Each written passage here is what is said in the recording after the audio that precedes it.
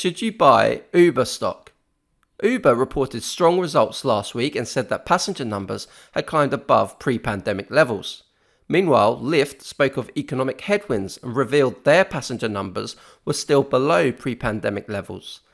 That explains why Lyft's stock is down 75% year to date, while Uber is only down 35%. And at a share price of $27, Uber now has a market cap of $53 billion.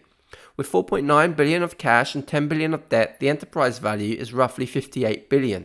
In context, the company made $29 billion in revenue over the last 12 months, but it's still not profitable, losing $8.8 billion over the last 12 months.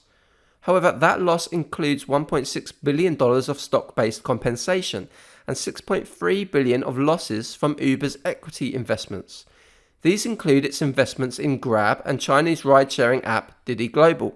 Account for those items and the company made an adjusted EBITDA profit of $1.1 billion over the last 12 months, and it's been free cash flow positive for the last 2 quarters. That means the company is now valued at 2 times revenue or 52 times adjusted EBITDA. That's expensive, but Uber is still growing. Revenue was up 72% year over year, and the company has done well to expand its business through Uber Eats, freight, and now advertising. It costs almost nothing to add drivers to Uber's fleet, and every trip adds incremental revenue to Uber at little cost. Although Uber isn't immune to a weakening economy, mass layoffs do expand the pool of potential drivers. Crucially, Uber is making real progress to profitability and taking market share off rivals. Management thinks it can hit $5 billion in EBITDA by 2024. An 18 times multiple on that figure gets the enterprise value to $90 billion.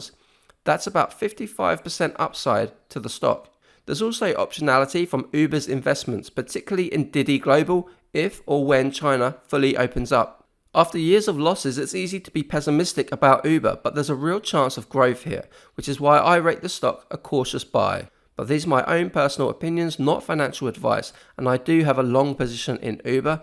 For more detailed analysis, visit our website.